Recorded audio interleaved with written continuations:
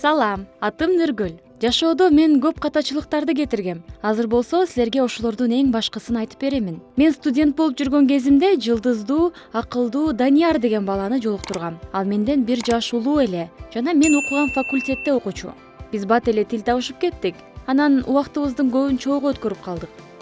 Биз бат-баттан киного барып, паркта сейилдеп, анан походко барып турчу элек. Экөөбүз робот техникалары факультетинде окучубуз. Данияр өзгөчө бала эле. Ошондуктан аны сүйүп калсам керек. Бир нече айдан кийин экөөбүз кыз жигит болуп жүрө баштадык. Ал эч нерседен коркчу эмес. Ал дайым эксперимент жасачу. Жок.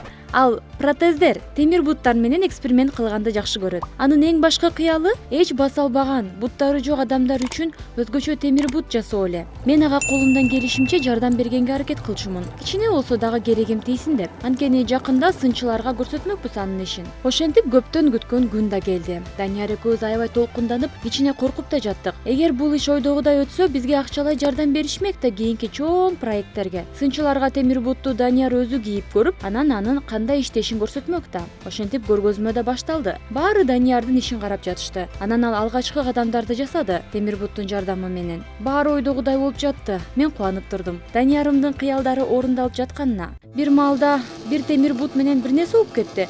Ал түтөп, анан өрттөнө баштады. Мен болгон күчүм менен Даниярга чуркадым. Бирок мени эч өткөрбөй коюшту. Ошол маалда темир бут жарылып кетти. Анан Данияр бир бутунан ажырап, өмүр бою майып болуп калды. Ошентип ал бир нече ай ооруканада жатты. Мен күнүнө жанында болдум. Кечке ыйладым. Анан мындан ары эмне болорун билбей турдум. Бирок Данияр кайгырган жок. Күн сайын жылмайып айтчу: "Коркпо, баары жакшы болот" деп. Ал өзүнүн ишин кайра улантып токтоткусу келген жок. А мен тескерисинче улантып иштегим келген жок. Мен бул нерсе мындан да чоң жамандыктарга алып келет деп ойлочумун. Бирок Данияр мени уккусу келген жок. Окумуштуулардын баары тобокелдикке барышат. Мен дагы ошондой кылам деп. Ошентип экөөбүздүн ойлорубуз экиге бөлүндү. Ал ооруканадан чыккандан кийин бир нече ай чогуу жүрдүк. Мен темир буттар менен иштебей эле койчу деп айтып жаттым. Бирок ал мени эч уккан жок. Анан мен бир чечимге келдим да, аны таштап өзүнчө кеттим. Ошентип жашоо уланып жатты. Мен башка жумуш таптым. Мага университетке сабак бер деп сунуш түштү. Арадан 5 жыл өттү. Мен дагы деле Данияр экөөбүздүн ортобуздагы мамилени эч унута албай жаттым.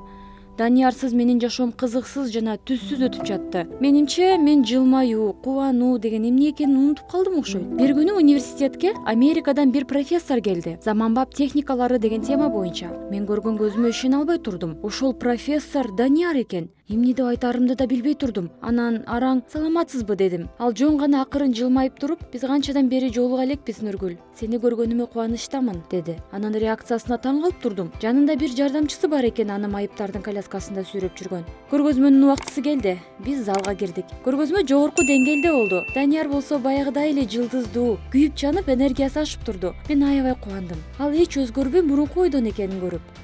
Көргөзмөнүн аягында күтүлбөгөн бир нерсе болду. Кокустан ал менин атымды айтып, ордумдан турушумду суранды. Анан ал: "Нургүл, чынын айтканда бул университетке сен үчүн гана келдим. Сенин бул жерде сабак берериңди угаарым менен жолугушуу тууралуу сүйлөштүм. 5 жыл мурунку көргөзмө мамилебизди бузду. Бирок бүгүнкү көргөзмө аркылуу мамилебизди оңдогум келди. Мен сени менен бийиктиктерди багындыргым келет. Сенсиз эч нерсеге жетпейм" деди. Мен уялып жаттым. Зал болсо таң калып калды. Кокустан ал ордунан туруп, мен жакка басып келди. Ошондо гана байкадым, анын бутунда баягы темир бут бар экенин. Жаныма басып келип, мени өптү. Ошондо гана түшүндүм. Баардык адамдар кемчилик кетирерин. Эң башкысы кемчиликтерди оңдоп, алдыга гана умтулуш керек экен. Достор, силер кандай кыялдарыңар менен алексиңер? Биз менен бөлүшүп, комментарийге жазгыла. Анан видеого лайк басып, каналга катталгыла. Мага көңүл бурганыңыздар үчүн чоң рахмат. Салам, мен Эркинай. Атам Өмүрбек Нариманов аябай бай жана авторитеттүү бизнесмен. Биздин үй бүлө биринчилерден болуп өлкөбүзгө күйүүчү май ташыганы менен атактуу болгон. Ошентип менин үй бүлөм байып, авторитетке жетишкенбиз. Кичинекей кезимден бери айланамда кароолчулар жана үй кызматкерлери жүрүшчү. Менин досторум жок. Мектепке дагы барган эмесмин. Үйдө эле окуганмын. Жалгыз досум деп математикадан берген мугалимим Самат агайды айта алам. Ал шайыр жана акылдуу киши эле. Кичинекей кезимде өзүнүн жашоодогу окуяларын айтып берер эле. Ар дайым ошолордун бирөөсүнө кабылгым келчү. Анткени ал окуяларда жөнөкөй жана кызыктуу адамдар көп эле. А менин айланамды кызыксыз байлар жана анын кызыксыз балдары курчап алышканда, булар мени кызыктырчу эмес. Убакыт өтүп 17ге чыктым. Өмүр бою мен бир дагы жолу өз шаарымдан эч жакка чыккан эмесмин. Анткени атам душмандарынан аябай коркчу. Мага бир нерсе кылып коет деп. Мен түшүнөм, мунун баары менин коопсуздугум үчүн экенин. Бирок чын жүрөгүм менен эркиндикти каалачумун. Кечке талашып жатып, араң дегенде кошуна шаарга барып келүүгө атамдан уруксат алдым. Жаңы нерселерди көргөнгө ашыгып, кыялдандым. Жада калса кошуна өлкөгө эле барганга макул болдум. Жаныма менин жан сакчым Маратты кошуп беришти. Марат баарын билчү. Эмне каалап жатканымды жана кээде ата-энеме билгизбей ишке чыкканга жардам берчү. Биз жолго чыктык. Кызыктуу жана жакшы болуп жатты. Көп жан сакчысыз тааныш эмес жерлерди кыдыруу. Ачка болуп кетип, Марат экөөбүз жакынкы кафеге кирдик. Кокустан ал жактан эски досум Самат агайды жолуктуруп калдым. Аны көргөнүмө абдан кубандым. Ал ар дайымкыдай эле шайыр жана акылдуу экен. Биз чогуу тамактаналык деп чечтик. Биз көптөн бери жолукпаганга ал кызыктуу жаңы окуяларды айтып берди. Көптөн бери чын жүрөгүмдөн күлгөн эмесмин. Кокустан агай мындай сунуш киргизди. Биринчи жолу менин шаарыма келип жатсаңар, анда силерди бул жердин кызыктуу жерлерине алып барып келейин деди. Албетте макул болдум. Биз жаңы техникалар музейине бардык. Зоопаркты көрдүк. Жада калса гольфто ойногонго жетиштик. Баары супер болду. Анан ал бизди үйүнө конокко чакырды. Аялы жаш козунун этинен козу гриль жасап койгонун айтты. Анын үйү шаардын сыртында экен. Жолго жарым сааттай кетти. Кеч да кирип калган. Биз үйгө киргенде караңгы жерден эки бейтааныш адамдын көлөкөсү көрүндү. Кокустан кимдир бирөө бетиме суу салфетканы басты. Ошондо эсимди жоготуп жыгылдым. Ойгонгонумда Самат агайдын диванында колу бутум байланган бойдон отуруп турмун. Маңдайымда болсо бет башы канжалап жерде Марат жатыптыр. А жанында 3 киши туруптур. Алар Самат агай жана эки бейтааныш киши экен. Эркин-ай, кечирип кой. Мындай болушун каалаган эмесмин. Бирок айла жок, деди Самат агай. Анын жанында турган киши менин боштондугум үчүн акча сурап атама кайрылганын айтты. Баары түшүнүктүү болду. Менин эски досум алдап коюптур. Мындай жаңылыктан өзүмдү жаман сезип жаттым. Бирок эч нерсе кыла албадым. Акчаны эртең менен алып келиш керек эле. Мен үчүн Мараттын жабыркаганын көрүп кыйналып кеттим. Жиним келгендиктен кыйкырып агайдын эмнеге мындай кылганын билгенге аракет кылып, аягында жообун алдым. Көрсө, агайга акча керек болуп, жаман кишилерден акча алыптыр. Ошентип анын карызы көбөйүп кетиптир. Ага аз гана убакыт беришиптир кутулганга. Кокустан мен чыгып калдым, бир гана жан сакчы менен. Ошондо анын башына ушул жаман план келиптир. Убакыт өтө берди. Таң да катып калды. Чарчап, уйкум келгендиктен эч нерсени түшүнө албай жаттым. Кокустан үндөр чыкты. Бөлмөгө Самат агай кирип, мени бошото баштады. Анан мындай деди: "Маратты алып, арткы эшик менен качып чыккыла. Беркилердин эсин жогото чаптым. Аз убактыңар бар." Марат экөөбүз арткы эшикке чуркап жөнөдүк. Агай биздин артыбыздан келатты. Бирок аны бандиттер кармап алышты. Коркконумдан токтоп калдым. Бирок ал кыйкырды: "Токтобой, чурка!" деп. Марат экөөбүз жолго чыктык. Милиция дагы келип калды. Аларды агай чакырыптыр. Милиция менен кошо ата-энем да келиптир. Биз бронированный машинага отургандан кийин Самат агайга жөнөштү. 20 мүнөттөй убакыт өттү.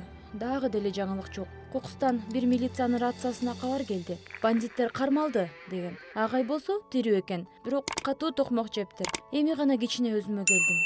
Бир жумадан кийин Самат агайды көргөнү доктурга бардым. Тилекке каршы 1-2 жери сыныптыр. Андан кечирим сурадым, ушунча токмок жегени үчүн. "Сен күнөөлүү эмессиң, баарына мен күнөөлүүмүн", деди. Мен аябай күлдүм. Анан мындай дедим: "Эми экөөбүздүн чогуу окуябыз бар. Баарын айтсак болот." Ал жылмайды. Анан экөөбүз адаттагыдай сүйлөшө баштадык. Самат агай доктурдан чыкканда аны бир нече убакыт түрмөгө камашты. Анда жеңилдетүү бар эле, анткени мени бошотуп милиция чакырган үчүн. Ошондон бери экөөбүздүн достугубузга атам жеңил карап калды. Анткени чагылган түшкөн жерине экинчи түшпөйт. Окуя кимге жаккан болсо лайк баскыла, каналга катталгыла жана комментарийге ой пикириңерди калтыргыла. Салам, менин атым Бермет.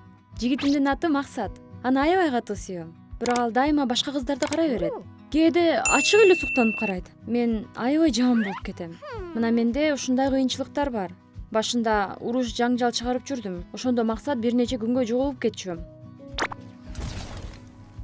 Анан боорукер болоюн деп жигитиме ар кандай белектерди берип көңүлүн көтөрө баштадым. Бирок жыйынтыгында ал мени таштап кетти.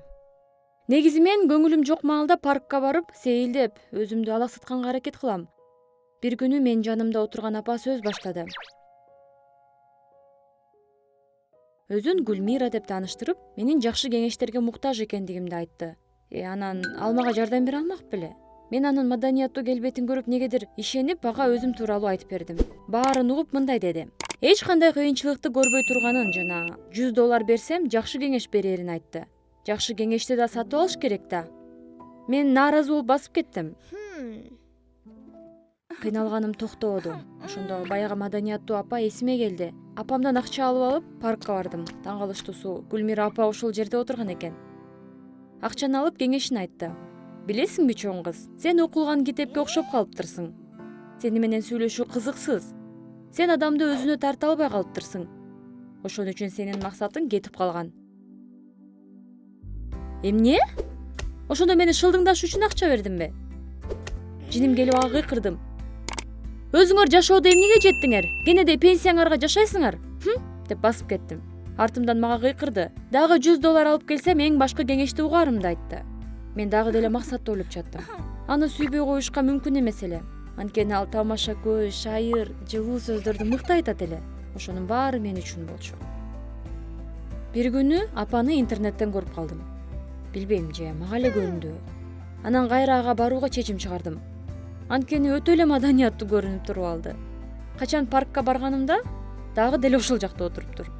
Мени бир аз урушту, көпкө келбей күттүргөнүм үчүн. Мени жамандагандан мурда жашоодо эмнени жакшы көрөрүмдү сурады. Мен баарын айтып баштадым. Кичинемде көп чуркаганды, бактарга чыкканды, кызыктуу китептерди окуганды жана спорт менен машыкканды жакшы көрчү элем. Мени угуп, апа мындай деди. Сен эң жакшы көргөн ишиң менен алектен. Анан өзүңө көңүл бурганды үйрөнө баштайсың. Жылдызың жанат жана энергияң көбөйөт. Ошондо сенин жашооң кыялыңдагыдан дагы жакшы жака өзгөрөт, деди. Ошондо мен түшүндүм эмне кылышты. Мен машыгуу залын ачып, ичин машыгуучу аппараттарга толтуруп машыктыруучу болдум. Байкашымча, мен бул ишти чын жүрөгүм менен баштаган окшоймун. Анткени залга эл батпай калды. Менин жашоом машыгуу менен өтө баштады.